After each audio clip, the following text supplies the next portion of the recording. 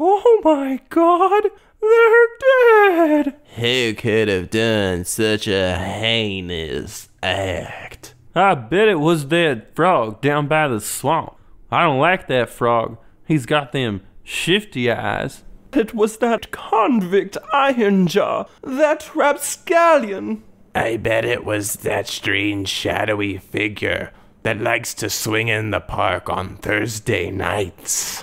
I swear to you, it was my stuffed panda. He's possessed. It could have been Ricky's arm. We haven't seen it since it got cut off. I definitely know who the killer is. Blank is the killer. Hello and welcome to Blank is the Killer, the unoriginal horror movie podcast where I, your best friend, possibly killer dog, Josh Baker, cover 6 new-to-me horror movies with a random spooky topic 7 at the end. This episode features casket casting, sobering documentaries, and deadly hairballs. Come over to my big ol' mansion and audition for this movie I'm making, while I tell you about other ones. Number 1, Curtains, 1983, directed by Richard Ciupka. 6 women are invited to a man named Stryker's mansion to audition for the role of a crazy woman named Audra. A woman named Samantha thought she was getting the part and even had herself committed for a while, hoping to bring more authenticity to the role. One girl is killed before getting to the mansion by someone wearing an old lady mask. At the mansion, the masked killer takes more lives as Stryker tries to sleep with all the ladies. Samantha kills Stryker and one of the girls after finding them sleeping together. The masked maniac kills more people. Samantha and one remaining girl, a comedian named Patty, are in the kitchen. Samantha admits to killing Stryker and one of the girls. Patty admits to killing everyone else before also killing Samantha. Patty ends up in an asylum where she performs as Audra. Samantha and Patty are the killers. Curtains, aka Brunettes the movie. Every single girl that makes it into the mansion has the same color brunette hair. Some have very similar styling. All of them were hard to see given how dark the copy Amazon has to stream is.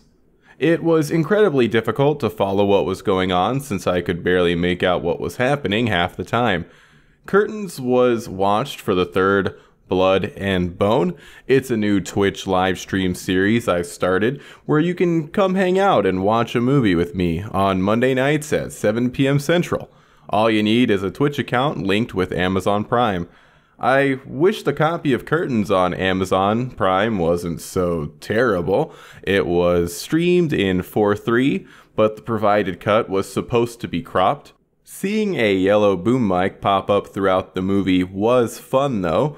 The darkness of the copy made distinguishing who was who and exactly what was going on difficult. The terrible quality of the stream video aside, how was Curtains? Curtains is a wild ride. The movie jumps all over the place. In the beginning, we hang out with Stryker and Samantha, who at the time really seem into each other. They work together to have Samantha committed so she can do more research to play a crazy character named Audra. Then the movie jumps around to other girls who are invited to Stryker's mansion for an unconventional audition. You'd think that the movie would introduce the final girl around this time. A blonde actor is given a lot of screen time, so I thought that maybe she'd be the final girl. She dies before she even gets to the mansion. A very creepy doll is shown in her house. It doesn't appear to be hers because later on when she's driving to the mansion, she sees the doll in the middle of the road. The doll acts as a bear trap and latches on to Blondie, giving the killer enough time to commandeer her vehicle and run her over. The whole driving to the mansion bit was a dream though, and Blondie is just stabbed to death by the killer when she wakes up. I guess the unsettling doll was always hers and the killer decided to take it with them. The doll only appears one more time in the movie, buried in the snow. It then disappears for the whole rest of the feature. I don't know if someone wanted the doll to be there whenever there was a kill and forgot about it, or what. At the end of Curtains, I realized why we were never introduced to a final girl character or even a prominent protagonist. Only the killer lives. How's the gore? Almost completely forgettable. There is a decapitation that leads to one of the girls seeing the dead girl's head in a toilet, which was fun. Other than that, no other gore sticks out. Stryker and his lover are shot through a window, but when the aftermath is shown, the picture is too dark to make out anything. The acting? I'd say all the acting is a bit hokey. There's an agent character who I really like that was played by Maury Chaykin. I wish his agent character was more prominent. Stryker was played by John Vernon, whose performance reminded me just enough of Vincent Price for me to wish it was Vincent Price instead. Samantha was played by Samantha Sherwood, who, like everyone else in the movie, isn't amazing. Sherwood found the character poorly written and took the gig as a paycheck, which helps explain things. I definitely agree with her since no characters are fleshed out. Killer comedian Patty was played by Lynn Griffin, who also played Claire Harrison in Black Christmas. I didn't recognize her. To be fair, she has a plastic bag over her head for most of Black Christmas. Production was hell, and director Ciupka quit part of the way through, leading to Peter Simpson, the producer, taking over. Ciupka is credited as Jonathan Stryker since he didn't want his name attached. The original ending would have Patty doing her stand-up for all the corpses instead of fellow asylum patients. That would have been a much stronger ending. Curtains is a mess. I had a fun time watching it with people as we chatted and scratched our heads, but even so, I don't recommend Curtains. Consider checking it out if you're a slasher fiend that's seen everything else. Otherwise, skip it.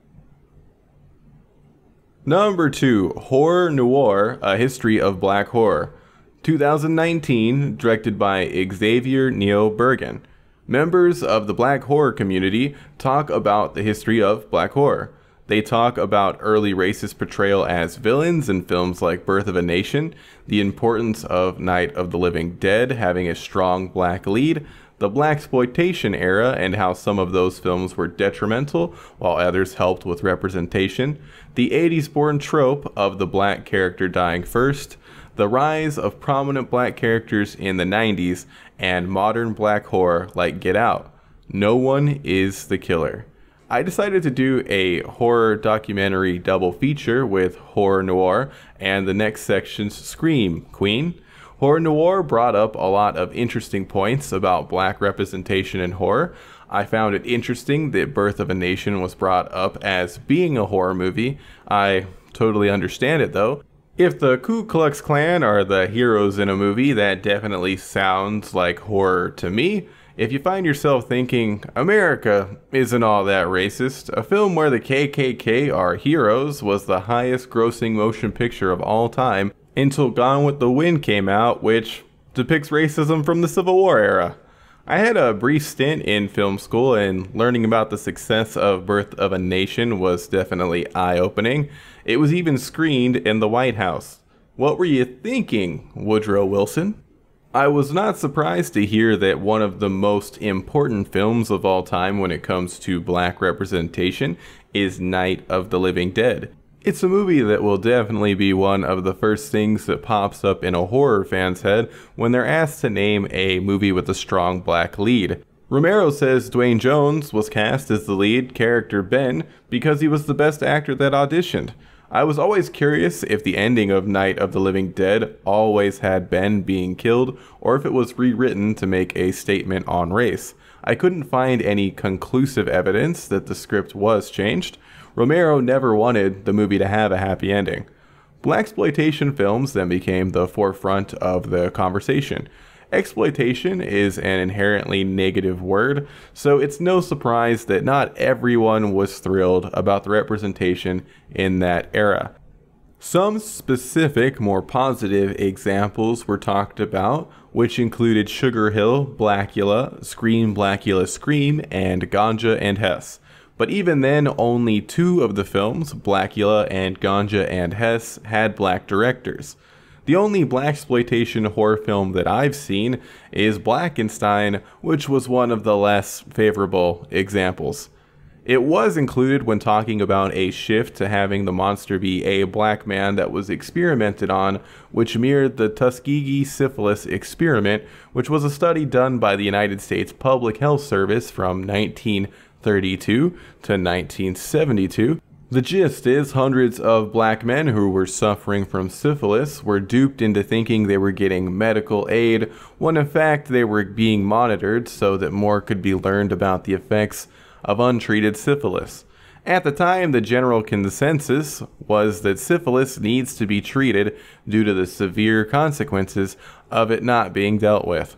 Yowzers. I'm hoping I don't have to tell any of my listeners this, but Black Lives Matter. Right now, protests are going on around the entire United States. Systemic racism is very real and has to be faced. Do what you can to help. Peacefully protest, donate, educate others. Do anything you can. Surprisingly, the 90s were brought up as a time where better black representation in horror started. Sure, there was still a problem with having the black character be someone that would help and sacrifice themselves for the white lead in a lot of movies, or be a random character that could explain supernatural events, but black representation was definitely on the rise. Tales from the Hood came out in 1995. It's an anthology that tackles a lot of serious issues in the black community. Before watching horror noir, I ignorantly thought Tales from the Hood was something like Leprechaun from the Hood, so I'll be covering Tales from the Hood a bit later on. Horror noir ended talking about how black representation is continuing to improve with films like Get Out and The Girl with All the Gifts. Horror noir is a great watch for anyone. Even if you're not a fan of horror, it provides a lot of interesting history and context. I myself need to watch more black films. Number 3, Scream, Queen, My Nightmare on Elm Street, 2019, directed by Roman Chimienti and Tylerr Jensen. Mark Patton, the star of A Nightmare on Elm Street 2, Freddy's Revenge, talks about his life as a gay man, the AIDS epidemic taking people that were close to him, having to stay in the closet in Hollywood, and how Freddy's Revenge ruined any chance of him ever scoring a lead role again after making him look like he couldn't play straight due to the film's not-so-subtle subtext of being a gay movie. David Chaskin is the killer of Mark Patton's career. Chaskin wrote the script, which he recently admitted to being intentionally gay. Mark could have continued acting as more of a character actor, but decided to give up acting after Freddy's Revenge. Scream Queen was shown at the Fantastic Fest I attended. I didn't end up catching a screening, but did go to a drag show that doubled as a birthday party for Mark Patton, who seemed very nice. I didn't approach him or anyone famous at the festival because I'm awkward and didn't want to be a bother. The party was great. It featured amazing queens like Peaches Christ and Louisiana Purchase. There was also a Freddy Krueger head cake with rainbow layers on the inside. Scream Queen is more of a story about being gay in Hollywood in the 1980s than it is a movie about A Nightmare on Elm Street. I learned a lot from this documentary. Did you know that actors on TV shows back in the 80s were blood tested for AIDS? I sure didn't. From what I gathered from Scream Queen, it seemed like being gay in Hollywood wasn't something as taboo as it ended up being in the 80s until the AIDS epidemic changed everything. AIDS made being out bad for the careers of gay actors. Mark wanted lead roles, which weren't possible after Freddy's Revenge in the 80s. Gay actors needed to be able to play straight in order to score lead roles. Horror noir made me think a lot about black representation in film, which in turn is making me also think about the representation of gay men in movies. Currently, if you are watching a mainstream movie that has a gay character, 9 times out of 10 it is a lesbian with a throwaway line about their girlfriend that can easily be removed for stupid countries that still have problems with gay people. Avengers Endgame had a gay man in one of the support groups that was easy to edit out for China. I can't think of any mainstream movie that general audiences would have seen that has a gay male lead. There are Oscar-winning pictures like Brokeback Mountain, Moonlight, and Call Me By Your Name, but I can't think of a single blockbuster that features a prominent gay male character. Horror has always been progressive.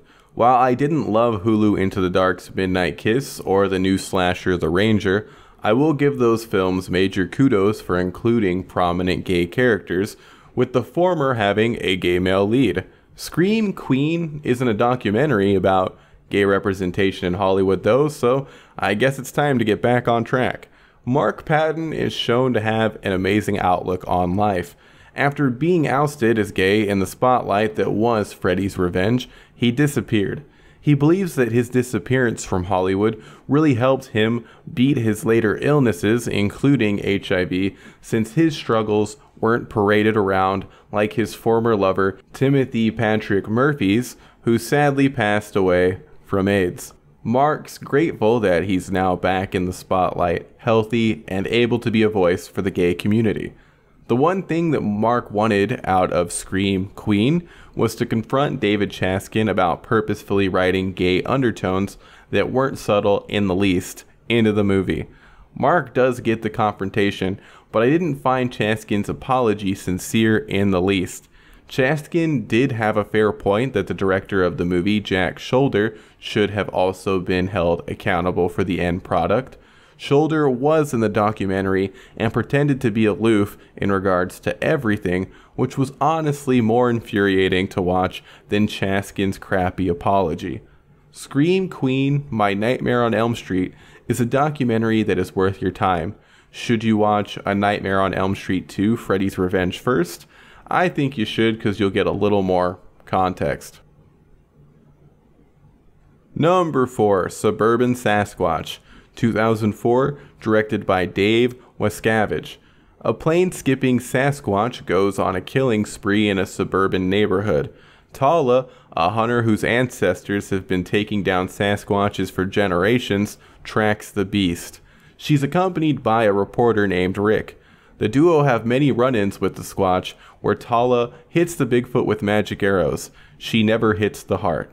During one last encounter, Tala is almost defeated by the Sasquatch, but she's saved by Rick, who plunges an arrow into the beast's heart. Tala and Rick then go on the hunt for Sasquatches together. The Suburban Sasquatch is the killer. I first learned about Suburban Sasquatch from Red Letter Media's series Best of the Worst. They loved the movie so much they dedicated an entire episode to it. With them giving it such high praise, I also like the movie, right? Right?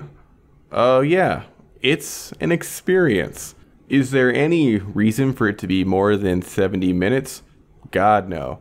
Would I have liked it even more if its runtime wasn't close to 100 minutes? You better believe it. There are lulls in the movie, but the complete insane in the membrane wackiness that are the Sasquatch attacks make up for them tenfold. You have to watch Rick, a pathetic loser journalist, try to con some money out of a dude that runs a paper before Rick's even written an article.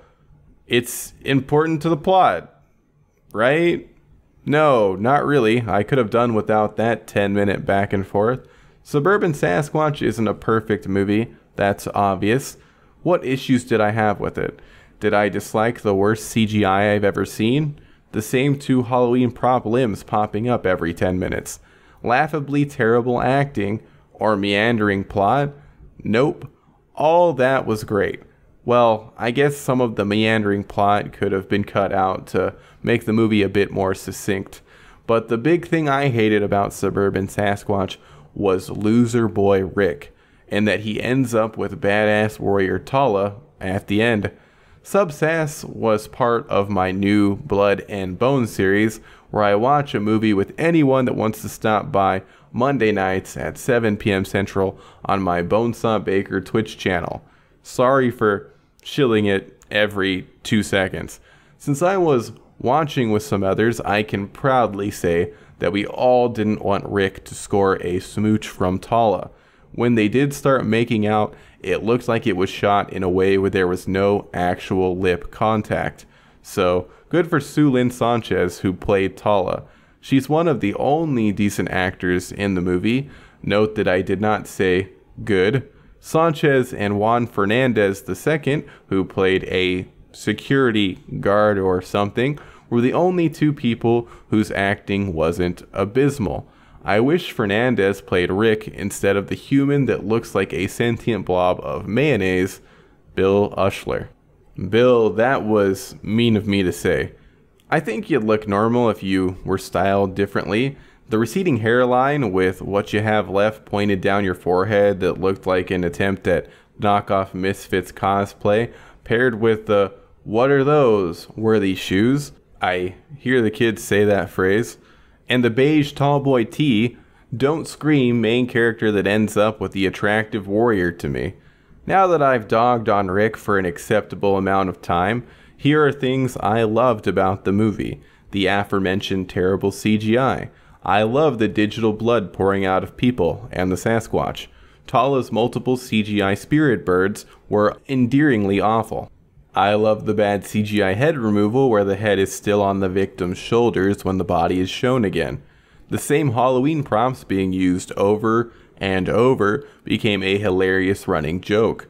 Whoever decided that the Sasquatch could teleport by jumping into different planes of existence is a goddamn genius. The sound design is perfect.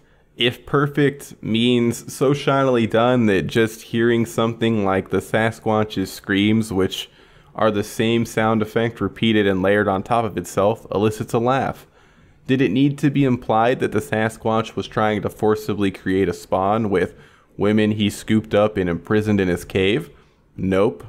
That didn't even have anything to do with anything.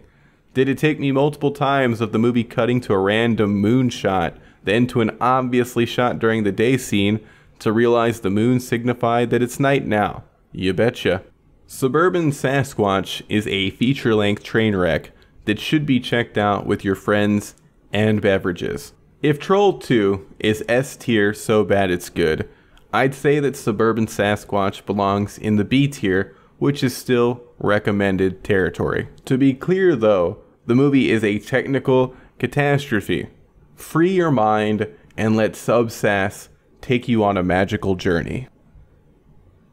Number 5, Tales from the Hood, 1995, directed by Rusty Cundieff. 3 gangbangers go to confront a funeral home owner who found a bunch of drugs. The owner starts telling them stories about corpses in the home. The first story is about a cop who watches other cops beat up a good black politician. The cops lie to the rookie and say they will take the politician to the hospital, but they kill him. A year later, the spirit of the politician asks the rookie to bring the cops to him. The spirit then kills all the cops and the rookie goes insane. Next, the gangbangers learn about a boy who had an abusive father figure. The boy defeats the abuser by drawing him on paper, then folding up, crumpling, and lighting the drawing on fire, all of which is then inflicted on the abuser. This is followed by the tale of a racist politician named Duke. After moving into a plantation house, Duke and his campaign manager are killed by dolls inhabited by the souls of dead slaves. The last story is about a gangbanger named Crazy K who is arrested for murder. He opts into a rehabilitation program but won't change his ways. He's sent back to where he was supposed to be killed by 3 gangbangers, the same 3 that are at the funeral home. They're in hell. Cops, dolls, and gangbangers are the killers. The dolls killed Duke's black campaign manager who was helping racist-ass Duke, but the campaign manager and Duke didn't technically kill anyone themselves. I know, boo me for putting the dolls on the list. Tales from the Hood covers a lot of heavy subject matter. Racism, abuse, police brutality, murder, corruption, and gang violence. The evil people end up getting what they deserve, but the anthology still makes you feel bad by reminding you that the world is filled with all of this horrible stuff. It's crazy that an anthology that came out 25 years ago is still as relevant as ever. Cops haven't changed, racist politicians haven't changed, domestic violence still happens, and gang violence still exists. Seeing barely any progress when it comes to the police and racism in politics is depressing. There seems to be a lot of momentum against the police currently, and all it took was for everyone to have a video camera in their pockets. Even still, police brutality is rampant when the cameras are rolling. There should also be no way that Donnie is reelected, but 4 more years of ass-hattery wouldn't surprise me. I know podcasts are a place to escape the world, especially the world that is 2020, but silence isn't the answer. Donate to causes that are aiming to defund the police and end systemic racism. Also vote. No one wants to vote for Joe Biden. If he's elected, I wouldn't be surprised to see him wearing dark sunglasses as he's propped up by 2 helpers, doing their damnedest to make him look lively. At least Joe Biden's weekend at Bernie's corpse isn't anywhere near as deplorable as the other option. It would probably smell better too. Back to talking about Tales from the Hood now.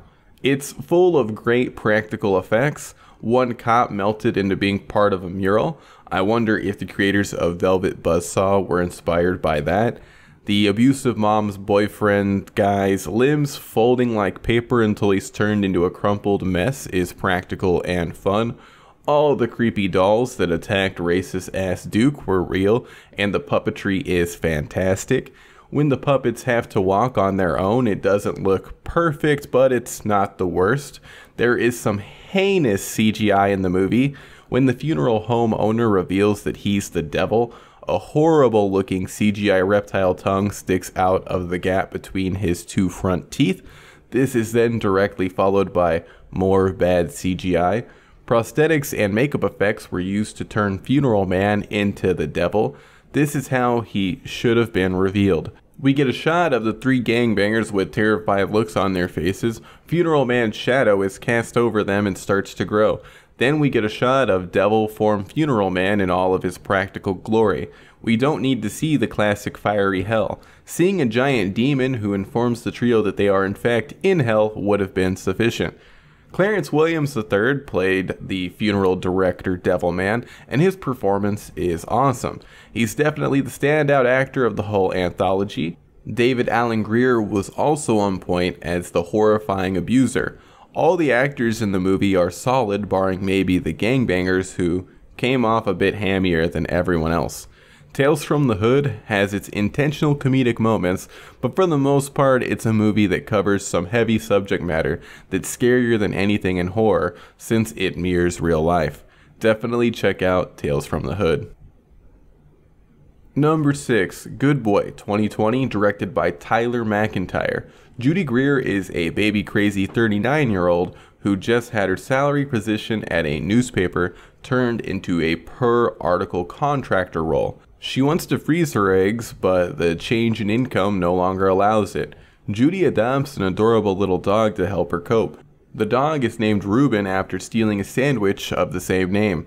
Reuben accompanies Judy on an online date that ends with the awful mystery man dead. The cause seems to be hit and run. Judy then finds her crappy landlord dead. Judy pieces together that Reuben is killing her enemies after he poops out a finger. Judy starts hiding the bodies. She writes articles about the happenings that do well, but her boss doesn't give her fair pay and fires her. Reuben fires him from life. Judy becomes the new boss. Judy starts dating a cop. Cop pieces together that she's the killer. Reuben kills Judy's friend who won't leave when asked, and then the cop boyfriend when he shows up. Judy's arrested, and Reuben gets a new owner. Reuben is the killer. Reuben, the cute little pup, turned into a bigger monster dog when it was time to kill. Tylerr MacIntyre has directed 2 movies that have popped up on Pumpkin Harvest ripe lists, Tragedy Girls and Patchwork.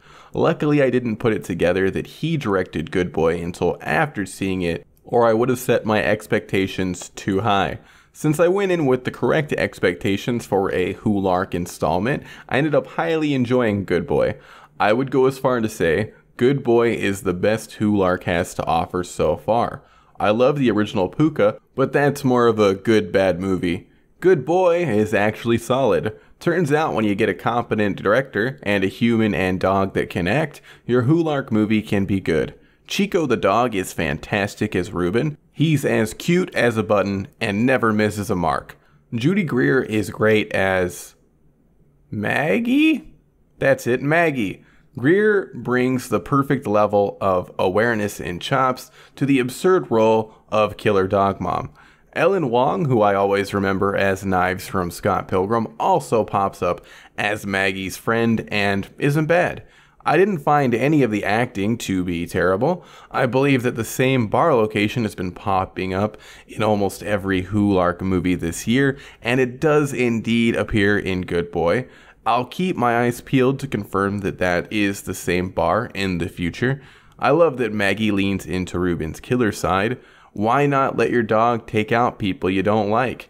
If my dog Skeletor could murder, which deep down I know he can, if he was killing jerks, I'd be cool with it. The kills in Good Boy are mostly off screen. If the action isn't shown, at least the gory practical aftermath is, and it looks great.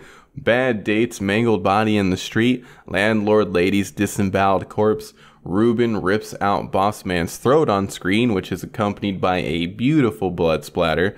Friend is dragged under the bed by Reuben. Maggie tries to help and pull the friend out from under the bed as blood begins to spill everywhere. I do wish that Maggie pulled only the top half of her friend or even just her arms out from under the bed. That would have been the cherry on top. I didn't like that Maggie started dating a cop. Neither did Reuben. It was nice to see the pig turn into a snack for the hungry little hairball. The score was basic and forgettable, but such is life when it comes to Hulark. Puppet monster Reuben was shown enough to be effective, but still mysterious. There were genuine laughs that weren't at the movie's expense, which is a rarity when it comes to Hulu Into the Dark. Good Boy still isn't what I'd call true movie quality, but it's a breath of fresh air from the usual dumpster fire we call Hulark. Check out Good Boy, which is a good time. Remember, don't write articles about people your dog has killed, and don't ever date cops. Number 7, The Frame, 2020, a story by Josh Baker. It was Thursday morning. Nothing about this morning was inherently special. Sure, the lazy bones nestled safely under a comforter, falling in and out of a delightful snooze, was able to do so without the threat of an obnoxious alarm blaring him awake, since work wouldn't be rearing its ugly head this day, but such circumstances popped up at least twice a week. As the tired boy relaxed his eyes, allowing them to recover from the onslaught of bright computer monitors, he dozed off for one last time before it happened. The incident was sudden and without warning. There was nothing that the boy could have done to stop the chaos, to stop the terror. Across the room there was motion, swift, dangerous motion. A crash louder than anything the boy had ever heard in Dreamland drowned out the sheep and sent panic directly into the soul's core. After the initial destruction of silence, the boy disturbed it a second time as he lost control of his lungs and released a fearful howl. It wasn't the shrill scream you'd expect, but more of a cacophonous roar of all the air being expunged from the boy's body as a futile self-defense mechanism. He knew that death was imminent, but still hoped that his holler would bring aid or at least serve as a warning to others that could save them from the fate that was doomed to befall him. The boy gazed across the room, scanning for at least one quick glimpse of the entity that would suck the life from his shaking body, only to see shattered glass that had exploded after gravity cruelly yanked a framed poster off the wall. The boy had survived, unscathed physically, but forever shaken. After that fateful morning, he took it upon himself to double-check anything heavy that was mounted to the walls in the future. That's a wrap on Blank is the Killer 73, Casket Casting, Sobering Documentaries, and Deadly Hairballs. I know I got a bit preachy in this one, but I had to say my piece on what's currently going on. The horror movie goofing ain't going anywhere. Big thanks to Sticker Fridge for hosting the podcast on their website, allowing it to creep into your dreams. Blood and Bone is still happening every Monday night at 7 p.m. Central. If you have Amazon Prime, link it to a Twitch account and tune into twitch.tv/bonesawbaker to hang out. Episode 74 will be released on June 28th. It'll feature blaxploitation horror and some horror comedies I recently heard about. Until then, make sure to stay away from areas known to be infested with planeswalking Sasquatches. If you see one, you're already dead.